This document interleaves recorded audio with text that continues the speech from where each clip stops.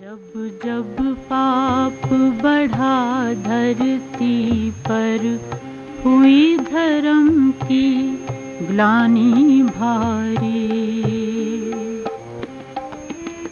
तब तब आए भारत में, तब तब आए भारत में, हे परम पिता शिव स्वस्ति तुम्हारी।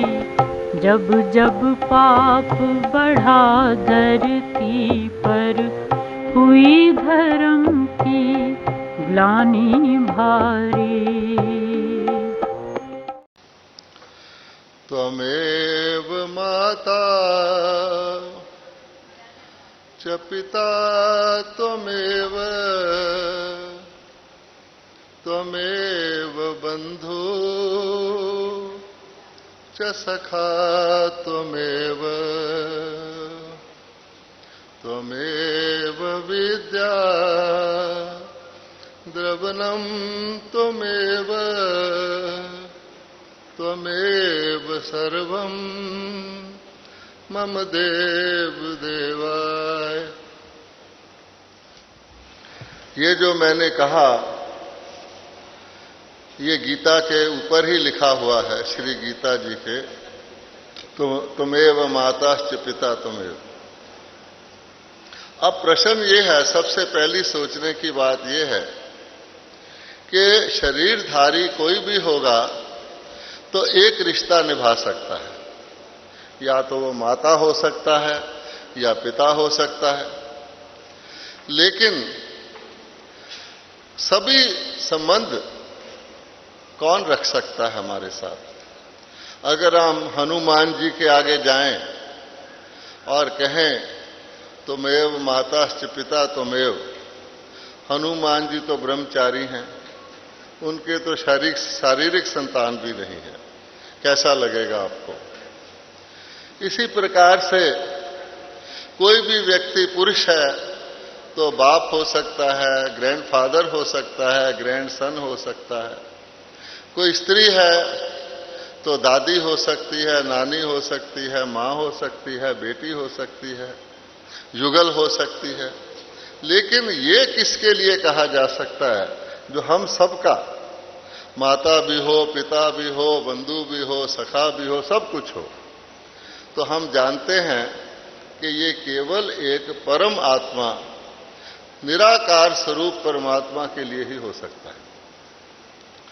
अगर कोई किसी भी शरीरधारी देवी देवता को, विचार की बात है, संबोधित करता है तो देवाय नमः कह के करता है, और आयु का भी ख्याल रखा जाता है।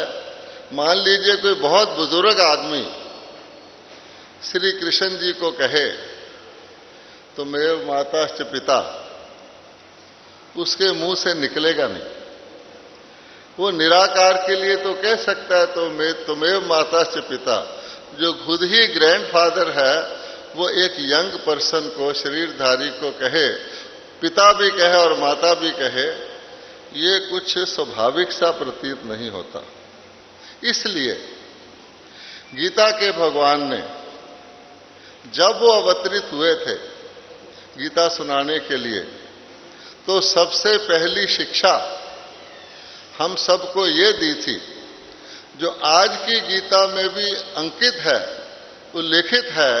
वो शिक्षा क्या थी कि अगर तुम मुझ निराकार परमात्मा को, जिसको तुम माता पिता बंधु सखा कहते हो, सचमुच इन संबंधों से प्यार करते हो, इनसे कनेक्शन रखते हो या रखना चाहते हो, तो सबसे पहले अपने आप को भी शरीर से अलग करके अपने आप को भी तुम्हें आत्मा मानना होगा। क्योंकि आत्मा के रूप से वो हमारे परम पिता हैं, माता हैं, सतगुरु हैं, परम शिक्षक हैं। जो ही हम शरीर में आए तो शरीर के हमारे माता पिता अलग अलग हैं।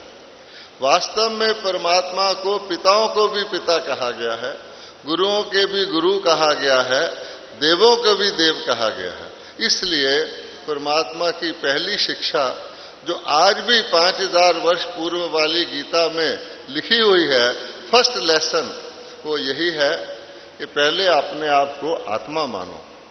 तो आत्मा का ही मैं परम पिता हूं, शरीर के पिता अलग अलग हैं। अब आप देखिए, ये फर्स्ट लेसन हम कब से पढ़ते आए हैं, उसको समझते भी आए हैं, लेकिन क्या हमने इस फर्स्ट लेसन को सचमुच अपने जीवन में धारण किया? और यदि नहीं किया, बुद्धि तक ही रखा, तो बाकी गीता के भगवान की जितनी शिक्षाएं हैं उसका हम समझ ही नहीं सकते, उनको धारण कर ही नहीं सकते। क्योंकि अब भगवान कहते हैं, मैं तुम्हें त्रिकालदर्शी, त्रिलोकीनाथ, त्रिनेत्री, त्रिमूर्ति परमात्मा, तुम्हें तीनों कालों, तीनों लोकों का ज्ञान सुनाता हूं। और ये सच्ची बात है, आप सोच भी सकते हैं, अगर इस सृष्टि पर किसी समय मनुष्य आत्माओं को सत्य ज्ञान मिला है, अगर मिला है, जो सृष्टि के आदि मध्य अंत का ज्ञान है, तो कौन दे सकता है? परमात्मा ही दे सकता है। क्योंकि परमात्मा ही आदि मध्य अंत को जानने वाले हैं, परमात्मा ही सर्वज्ञ हैं, और उनकी भेंट में मनुष्य आत्माएं अल्पज्ञ हैं। हम तो अपने पिछले जन्मों को भी नहीं जानते, अगली क्षण क्या होने वाला है ये भी नहीं जानते। इसलिए परमात्मा ही सत्य ज्ञान देते हैं, और उसका एक साक्षात प्रत्यक्ष प्रमाण है श्रीमद् भगवत गीता, कि परमात्मा आए और उन्होंने मनुष्य आत्माओं को ज्ञान दिया। वास्तव में उन्होंने सारे सृष्टि चक्र में हमें 100 का दर्शन करवाया कि तुम आत्माएं, मैं तो सृष्टि के जन्म मरण से सदा मुक्त हूं, लेकिन आप आत्मा इस चक्र में आते हो, कहाँ आपने प्रवेश किया, कैसे कैसे कैसे कैसे उसमें गए, और अब कहाँ हो, जिसको उनके हाथ में सुदर्शन या स्वदर्शन चक्र के रूप में दिखाया गया है। अब बात यह है, अगर कोई अपने को आत्मा ही नहीं मानेगा तो पुनर्जन्म को भी नहीं मानेगा। खुशी की बात है कि हम भारतवासी हैं, भारत में ही गीता है, भारत में ही गीता के भगवान का जन्म है, और केवल भारतवासी ही पुनर्जन्म को मानते हैं। इसलिए आत्मा जब तक नहीं मानेंगे तो पुनर्जन्म की तो बात ही पैदा नहीं होती। अगर व्यक्ति ये समझे कि यही मेरा शरीर है और इसके बाद शरीर मेरा कब्र दाखिल हो जाएगा, तो फिर व्यक्ति अपने भविष्य को सोच नहीं सकता। आत्मा जानने के बगैर वो गीता के ज्ञान को धारण कर ही नहीं सकता, वास्तव में शाश्वत मूल्यों को भी धारण नहीं कर सकता। उसके मूल्य केवल इसी जीवन के अंत तक के लिए रहेंगे। इसलिए भगवान ने हमको ये शिक्षा दी, लेकिन वो शिक्षा दी, उन्होंने हमको आत्माभिमानी बनाया, और आत्मा अमर है, इसलिए उन्होंने जिस लोक का स्थापना की, जिसको कहते हैं भगवान ने सत्य धर्म की पुनर्स्थापना की, उस सारे लोक को ही अमर लोक कहा जाता था, क्योंकि वहां के रहने वाले देवी देवता स्वयं को आत्मा मानते थे। लेकिन भगवान को यह भी पता था, और हम सब भी समझ सकते हैं, कि कोई भी चीज सदा नई नहीं रहती। कहा जाता है नया 9 दिन, पुराना 100 दिन। किसी भी चीज को आप प्रयोग में लाना शुरू कर दो तो शनय शनय वह पुरानी होना शुरू हो जाती है। जैसे एक बिल्डिंग पुरानी होना शुरू हो जाती है, हमारा शरीर पुराना होना शुरू हो जाता है। तो इसी प्रकार से परमात्मा को पता था कि ये धीरे धीरे अपनी उपयोगी लाइफ जिएगी, बाद में थोड़ा सा कष्ट का समय भी आएगा, और एक दिन ऐसा आएगा जब इनको फिर इस सत्य ज्ञान की आवश्यकता पड़ेगी। इसलिए उन्होंने कह दिया यदा यदा ही, पहले कह दिया कि मैं ये देके जा रहा हूं, इसके बाद फिर ऐसा मौका आएगा जब मैं ही इसको पुनः दूंगा। इसीलिए हमने इसका विषय का मेन टॉपिक यही रखा है, गीता वृत्तांत की पुनरावृत्ति। अब आप सोचिए, अगर हम सृष्टि को एक चक्र कहते हैं, सृष्टि चक्र, तो जरूर पुनरावृत्त होगा, जैसे दिन और रात का चक्र पुनरावृत्त होता है। और अगर सृष्टि का चक्र पुनरावृत्त होता है तभी गीता पुनरावृत्त हो सकती है। तभी जैसे बहन जी ने कहा, हम और आप यहाँ आज नए नहीं बैठे हैं, हम 5000 साल पहले भी बैठे थे, अनेक बार बैठे हैं, आज भी बैठे हैं, भविष्य में भी बैठते रहेंगे। अगर ऐसा ना होता तो परमात्मा भी को भी त्रिकालदर्शी नहीं कह सकते थे, अगर समथिंग कोई इम्प्रॉबेबल होती। वास्तव में हम बनी को बना रहे हैं, उसी नाटक को रिपीट कर रहे हैं, इसीलिए कहा जाता है हिस्ट्री रिपीट्स। तो ये बड़ा इंपॉर्टेंट विषय है कि हम इस बात को जानें कि भगवान ने जो सुनाया उस वक्त तो दुनिया चेंज हुई, अब उसको अगर आप पुस्तक के रूप में रख दें तो क्या होगा, ड्यूरेबल हो जाएगी, उसमें परपेचुइटी आ जाएगी, लेकिन वो चीज नहीं होगी जो भगवान ने डायरेक्ट कही थी। जैसे मान लीजिए एक फ्रेश फ्रूट होता है, एक आप उसको प्रिजर्वेटिव मिला के उसका अचार डाल देते हैं, ये आम का अचार है, ये सारा साल चल सकता है। तो अगर हम आम को अचार को खाएंगे तो हम हो गए आचार्य, क्योंकि हमने एक प्रिजर्व चीज को यूज किया। लेकिन जब वो आम था उसका जो फल था फ्रेश का, वो नहीं हो सकता। इसी प्रकार से गीता से हम कुछ ना कुछ प्रेरणा लेते रहते हैं। कोई कहता है ये मैनेजमेंट का शास्त्र है, कोई कहता है कर्म योग सिखाता, वो सब ठीक है, जरा सा फायदा मिल सकता है, लेकिन वो नहीं। इसलिए भगवान कहते हैं आखिर वह समय आता है, और वो कौन सा समय है जिसको हम कहते हैं धर्म ग्लानि का। अब ये तो सब मोटे रूप से कहते हैं धर्म ग्लानि, लेकिन धर्म ग्लानि का सबसे बड़ा चिन्ह ये है कि जब धर्म को प्रचार करने वाले, धर्म में जीने वाले दूसरों को कहते हैं ये आचरण करो और वो नहीं करते, तो क्या हो गया, जब धर्म पिताओं की, धर्मात्माओं की बात ही नहीं सुनते तो धर्म ग्लानि होगी। तो जैसा बहन जी ने कहा, गीता में कहा गया है ये ज्ञान अधर्म का विनाश करता है, आसुरी संपदा को खत्म करता है, हमारे आसुरी संस्कारों को खत्म करता है। आज क्या हो रहा है, गीता शास्त्र तो है, उसकी छोटी छोटी पुस्तकें लगातार बांटी जाती हैं, लेकिन उसके होते हुए और उसको प्रचार करने वालों के होते हुए भी धर्म ग्लानि हो रही है।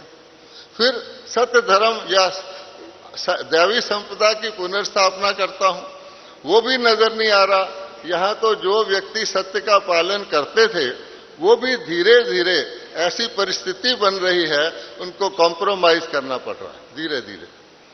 वो सत्य को टिकना चाहते हैं, लेकिन आज तो सत्य बोलना भी मुश्किल हो गया है, झूठ का बोलबाला है। इसलिए वो समय है जब परमात्मा कहते हैं मैं दोबारा आकर के सत्य क्या होता है। पहली बात, सत्य क्या होता है? प्रथम सत्य है, सत्य means something that is eternal, जो था भी, है भी और रहेगा भी। अब अगर हम अपने आप को बॉडी मानने लग जाएं तो हम तो मॉर्टल हो गए। अब भगवान ने कहा था तुम आत्मा मानो, प्रथम सत्य है मैं आत्मा हूं, द्वितीय सत्य है परमपिता परमात्मा, और तीसरा सत्य है सृष्टि चक्र। तो ये सारा घोटाला हो गया है। तो आज का सम्मेलन इस हिसाब से रखा गया है कि जो हमने थोड़ी चीज को इधर उधर कर दिया है, जैसे एक परिवार में दादा होते हैं, फिर पिता होते हैं, फिर भाई होते हैं, तो एक ट्री होता है जोनोलॉजिकल। अब हमको दादा की जगह बेटे को बैठा दें, जैसे छोटा बच्चा पिताजी की हैट पहन के कभी कभी कॉपी करता है, तो सारा गड़बड़ घोटाला हो जाता है। तो आज हमने क्या कहना शुरू कर दिया, आत्मा ही परमात्मा है। अब सोचिए, फिर धीरे धीरे कहना शुरू कर दिया अरे पशुओं में भी तो जान है, उनमें भी परमात्मा है। फिर धीरे धीरे कहना शुरू कर दिया पत्थर से भी धन्य भगत ने भगवान पाया था, तो कण कण में भगवान है। फिर हमने कहना शुरू कर दिया जिधर देखता हूं उधर तू ही तू है, तेरे अंदर भी भगवान, मेरे अंदर भी भगवान, सर्वत्र व्यापक है। अब कहां से ऊंचे भगवान को हम कहां पर ले गए हैं। तो भगवान मुस्कुराते हैं कि ठीक है, सब कुछ जानते हो, तुम्हें दुख क्यों है, तुम बंधन में क्यों हो, फिर ढूंढते क्यों फिरते हो, अगर सब जगह है तो अवतार कहां से लेगा, बहुत सारी बातें हैं। इसलिए आज हम इस स्थान पर इकट्ठे हुए हैं, सब विद्वान जन अपने विचार रखेंगे, आप खुले दिल से सुनिए और आपकी ज्ञान वृद्धि होगी।